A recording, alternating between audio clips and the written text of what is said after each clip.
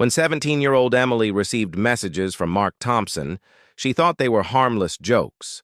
But what started as playful texts quickly spiraled into a nightmare, exposing a predator hiding behind a perfect suburban facade. This is the chilling story of manipulation, deception, and the investigation that brought him to justice. In a small suburban town where neatly lined houses and manicured lawns painted a picture of safety, life seemed perfectly ordinary. Children rode their bikes along quiet streets, neighbors exchanged polite greetings over fences, and local schools hummed with the familiar rhythm of everyday routines. It was the kind of place where everyone knew everyone else, or at least that's what they believed. Beneath the surface of this calm neighborhood, however, a shadow lingered, invisible yet dangerous, quietly watching and waiting. The first warning came in the form of a seemingly harmless text message.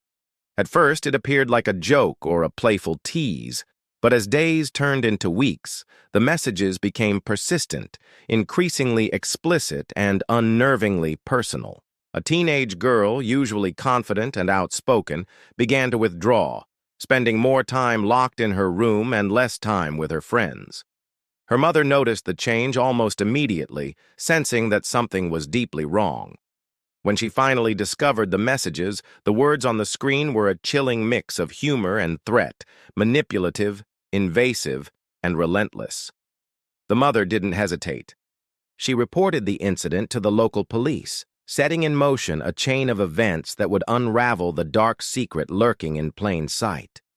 Detectives quickly realized that what initially seemed like a minor harassment case was far more serious. The messages were not isolated incidents. They suggested a pattern, a calculated attempt to groom and intimidate. The man behind them claimed innocence, insisting it was just a joke. But his words rang hollow against the mounting evidence. Investigators knew that predators often hide behind seemingly innocent explanations, a strategy designed to confuse, manipulate, and silence their victims.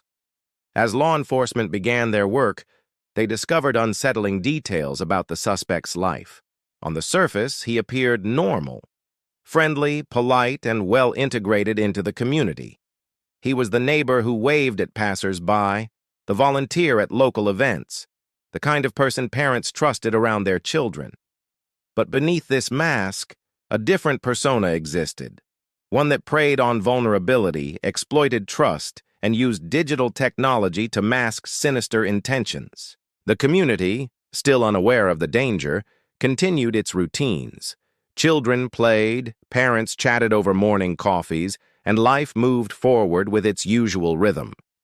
Meanwhile, detectives meticulously traced the digital trail, piecing together deleted messages, secret accounts, and hidden apps. Each discovery added weight to the suspicion, revealing a careful, deliberate plan to manipulate and control. The more evidence emerged, the more chilling it became to realize how close the threat had been all along.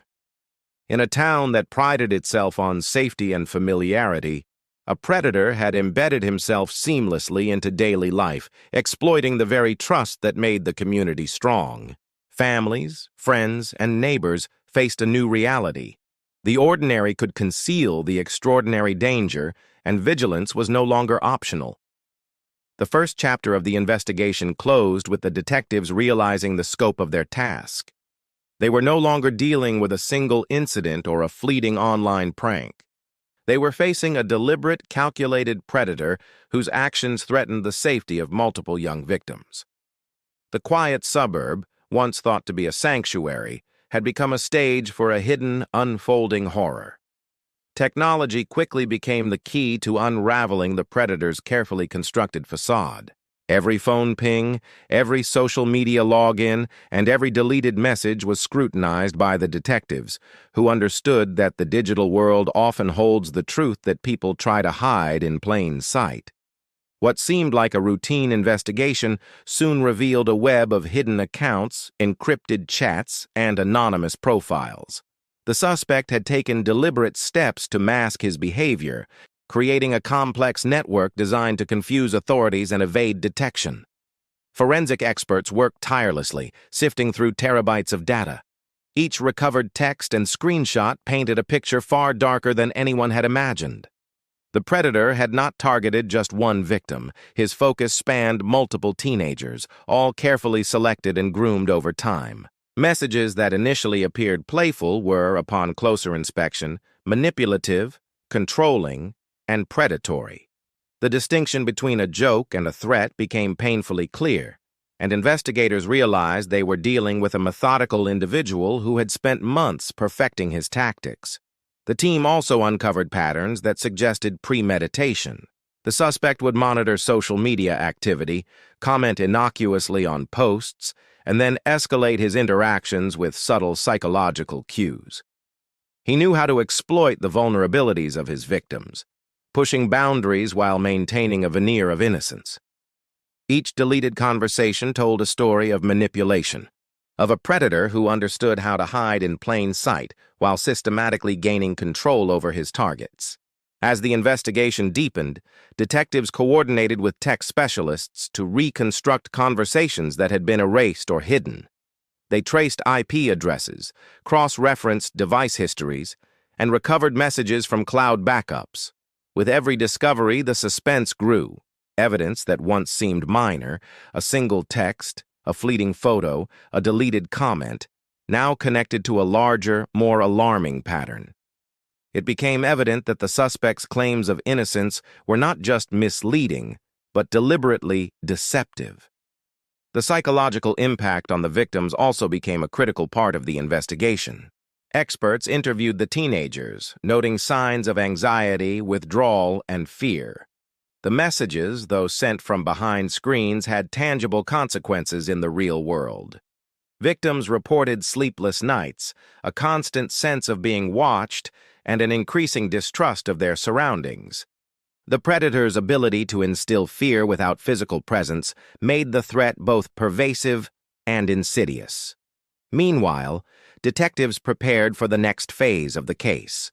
Surveillance was put in place, homes and routines were monitored, and every step was carefully documented. The community remained unaware of the danger so close to home, while investigators pieced together a timeline of predatory behavior that grew increasingly disturbing. Every recovered message, every digital footprint, confirmed what they already feared. This was not a harmless prank, and the suspect's jokes had a sinister purpose. The tension reached a breaking point as the investigators realized they were closing in. The predator's carefully maintained anonymity was slipping, and the evidence had become undeniable. The digital trail was now fully mapped, linking the suspect to multiple victims and proving a pattern of calculated abuse.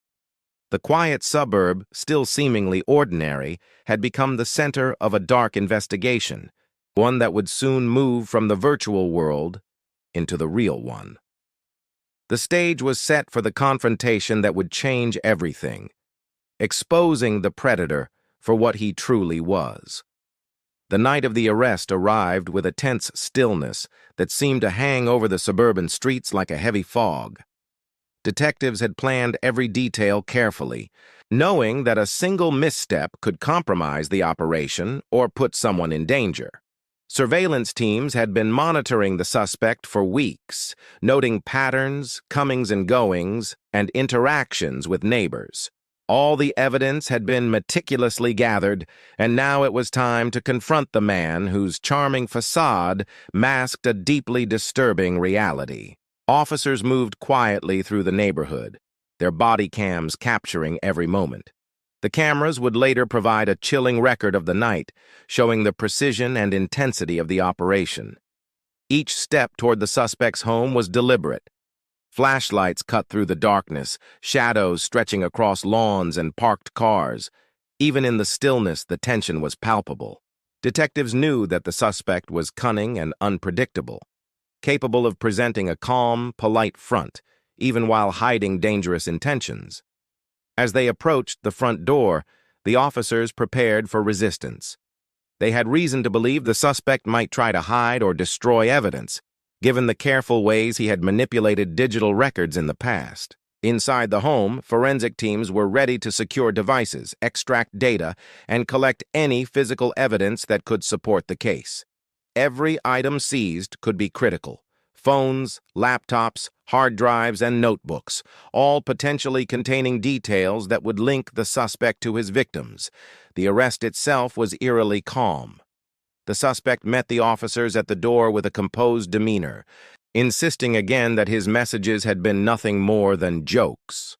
But the body cam footage showed the officers' skeptical expressions and the subtle tension in the room. There was a dissonance between the man's calm insistence and the overwhelming evidence now in police hands. The air seemed charged, a mixture of disbelief, anger, and grim determination as the reality of his actions settled over everyone present. Once in custody, the suspect was escorted to a patrol car, the body cams continuing to record. Each step of the process, from the reading of his rights to the securing of evidence, highlighted the careful coordination required in such cases. Investigators worked quickly to prevent any tampering with devices or digital records. As the man was driven away, neighbors who had no idea what had been happening behind the closed doors of their quiet neighborhood began to stir, noticing the unusual activity and the flashing police lights. Inside the suspect's home, forensic teams moved systematically, recovering evidence that painted a clearer picture of his predatory behavior. Hidden accounts, encrypted conversations, and deleted messages were all extracted and documented. Every discovery reinforced what the investigators already knew.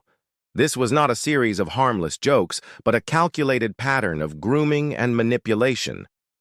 The arrest sent shockwaves through the community. Parents were forced to confront the terrifying truth that someone they had trusted, someone who seemed ordinary and approachable, had been exploiting children in the shadows. The tension that had built in the investigation now shifted into the public eye, as neighbors, friends, and families came to terms with the betrayal and danger that had been lurking so close to home. The predator was finally in custody, but the journey toward justice and the unraveling of the full scope of his actions was only just beginning. The courtroom was packed, charged with a tension that seemed almost tangible. Reporters lined the back, cameras clicking and microphones poised, while the families of victims sat in silent anticipation. The trial had become a public spectacle, a window into the darker side of suburban life, and the evidence against the suspect was damning. Yet, despite the digital trail and forensic proof, the man continued to insist that his messages had been nothing more than jokes.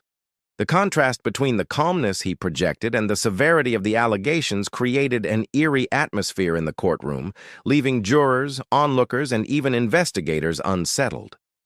Prosecutors opened the case with a precise, step-by-step presentation of the evidence. Screens displayed recovered messages, timelines of digital activity, and sequences showing how the suspect had methodically contacted multiple victims over months. Every deleted message, every hidden account, and every anonymous profile was laid bare. The meticulous detail painted a chilling portrait. The man had been deliberate, careful, and manipulative. Each exhibit brought murmurs of disbelief from the courtroom, reinforcing the gravity of his actions. The defense, however, worked to challenge perception. They argued that the texts were misinterpreted, framing them as misguided attempts at humor. Their strategy relied on exploiting the ambiguity of digital communication, emphasizing the words "just a joke" to cast doubt on the prosecution's narrative. This created a tense dynamic in the courtroom, as jurors had to weigh intent against evidence, interpretation against reality. The atmosphere was thick with uncertainty, and every piece of testimony added a layer of suspense. Expert witnesses provided crucial insight into the psychology of predators and their tactics. Forensic psychologists described how predators manipulate trust, exploit vulnerabilities, and isolate victims without physical confrontation. Their testimony illustrated the subtle yet devastating impact of online harassment, helping jurors understand the manipulative patterns behind the suspect's behavior. They explained how a joke could be weaponized, serving as a tool for coercion and intimidation. The details were unsettling, showing how easily someone could hide malevolent intent behind a friendly facade. As the trial progressed, new evidence emerged in surprising ways. A previously unknown victim came forward, recounting experiences that confirmed the suspect's repeated pattern of predation.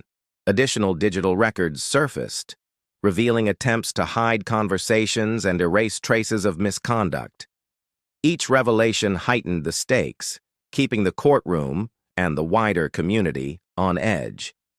Every day brought a new twist, a new piece of the puzzle that reinforced the suspect's guilt. By the final days of the trial, it was clear that the scale of the predatory behavior was larger than anyone had imagined.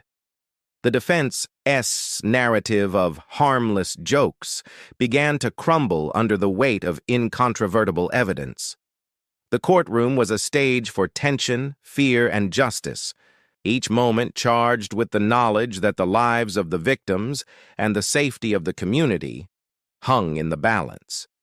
The trial was not just a legal process, but a suspenseful unraveling of a hidden world of manipulation and danger, with every revelation bringing the truth closer to the surface. The day of the verdict arrived with a sense of gravity that weighed on everyone in the courtroom. Families of the victims sat together holding hands, their faces etched with anxiety and hope. The media presence was overwhelming, but inside, the focus was singular: justice. After weeks of intense testimony, digital evidence, and psychological analysis, the jury had been tasked with untangling a complex web of manipulation, deceit, and predation. The tension was nearly unbearable, a quiet storm of anticipation that seemed to make time slow to a crawl. As the jury returned, the suspect's composure remained unnervingly calm. He continued to insist that his actions had been nothing more than jokes, that the messages were misunderstood and harmless. Yet, the weight of the evidence told a different story.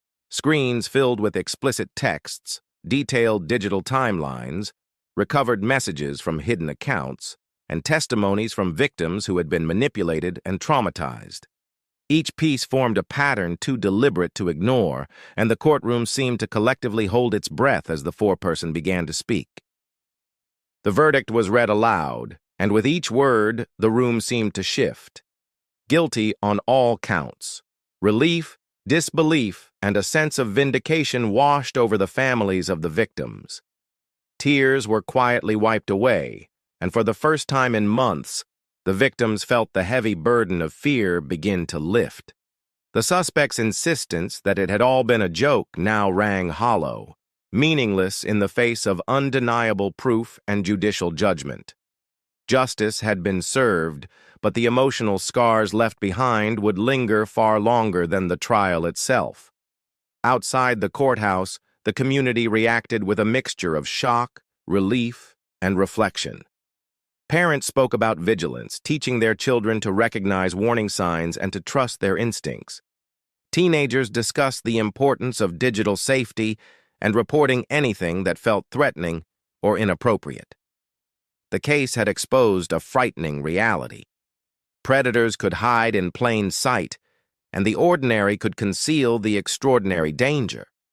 The lessons learned were painful but necessary, reshaping the community's understanding of trust and safety. For law enforcement and investigators, the case was a reminder of the delicate balance between caution and action. Months of careful planning, digital forensics, surveillance, and expert consultation had brought the predator to justice, but the process had required patience, precision, and unwavering focus. The operation underscored how technology could both conceal and reveal, offering tools to track predators, but also a platform for harm. Each recovered message, each hidden account, had been a puzzle piece leading to the truth. In the months following the conviction, victims began to rebuild their lives. Therapy, community support, and a sense of closure helped them regain confidence and safety. Awareness campaigns in schools and neighborhoods reminded everyone that vigilance was essential, and that predators often relied on secrecy and manipulation to thrive. The story of the man who insisted his explicit messages were just jokes became a cautionary tale, a stark reminder that appearances could be deceiving, and that justice sometimes required relentless determination to uncover the hidden truths. Though the trial had ended, the echoes of its lessons remained. The quiet suburb would never be quite the same, forever marked by the shadow of deception and the triumph of truth. The predator was behind bars, but the community's awareness, resilience, and commitment to protection had emerged stronger, a beacon of caution and courage for the future.